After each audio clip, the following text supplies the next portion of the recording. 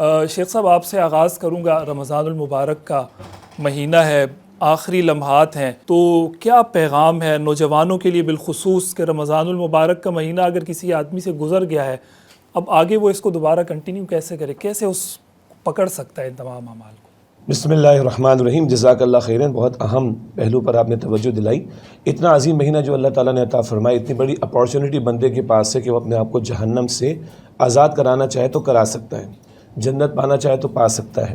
اچھا، اگلی بات یہ کہ وہ ہم کہتے ہیں نا کہ خاتمہ اس کا اعتبار ہے، تو اگر رمضان کی کچھ ساعتیں بھی باقی ہیں تو ابھی رمضان کا مہینہ موجود ہے.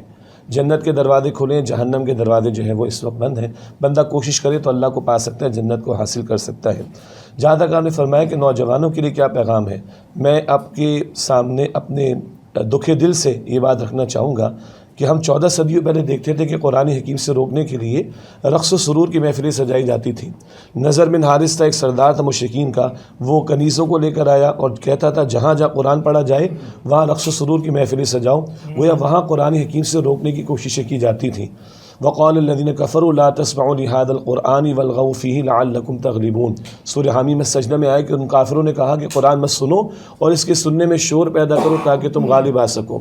وہ کافر جو قرآن کے انکار کرنے والے تھے، ان کو یہ یقین تھا کہ جس کے دل میں قرآن اتر جاتا ہے اس کی دنیا بدل جاتی ہے اور وہ کھڑا ہو جاتا ہے باطل کے مقابلے میں.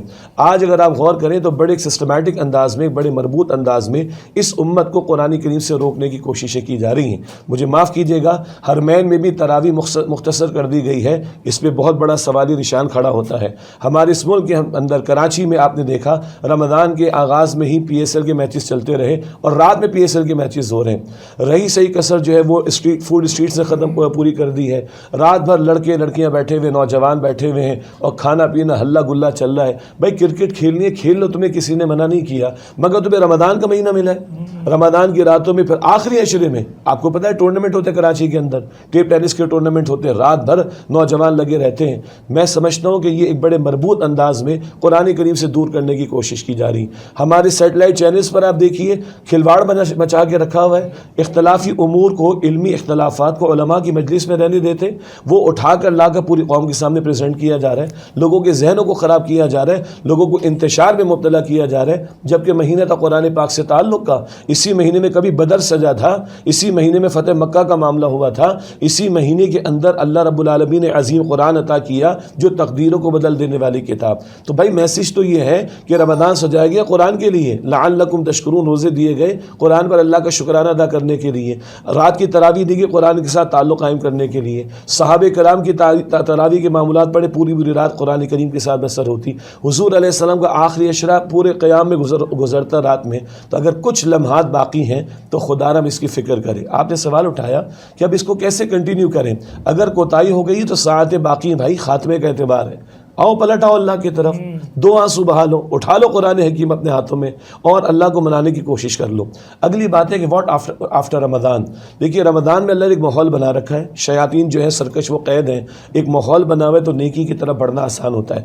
رمضان جائے گا ماحول چلا جائے گا. تو ہمارے استاد ڈاکٹر اسرار صاحب فرماتے تھے رحمۃ اللہ علیہ، سوسائٹی ود ان سوسائٹی قائم کرو، اپنا معاشرہ خود پیدا کرنے کی کوشش کرو. اپنی دنیا آپ پیدا کر اگر زندوں میں ہے تو اب آئیے اپنا ماحول پیدا کریں، نیک لوگوں سے جڑیں. قرآن پاک کہتے ہیں وَكُونُوا مَعَ الصَّادِقِينَ، سچے لوگوں کے ساتھ، نیک لوگوں کے ساتھ جڑو. جب بندہ ماحول میں جڑتا ہے تو اس کے اثرات آتے ہیں. انگلش میں ہم نے پڑھا ہے بچپن سے، A man is known by the company keeps. ساری بات ہے، انسان صحبت سے پہچانا جاتا ہے. تو اگر رمضان چلا جائے تو بقول سید ابو الحسن علی ندوی رحمۃ اللہ علیہ کے رمضان کا تحفہ قرآن ہمارے پاس رہے گا. اس قرآن کو کھولیں، اس کا ترجمہ، اس کی تشریح پڑھیں، علماء سے تعلق رکھیں، دروس قرآن کی محفل میں شرکت کریں. اور رمضان کے بعد نفل روزے بھی تو ہے نا، شوال کے مہینے کے 6 روزے اللہ کے نبی علیہ السلام نے بتائے، تو ذرا اس کا بھی اہتمام کریں تو کنٹینویشن رہے گی انشاءاللہ تعالی.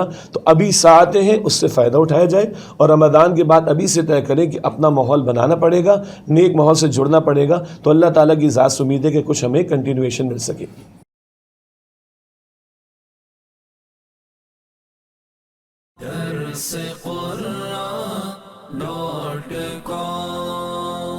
www.darsequran.com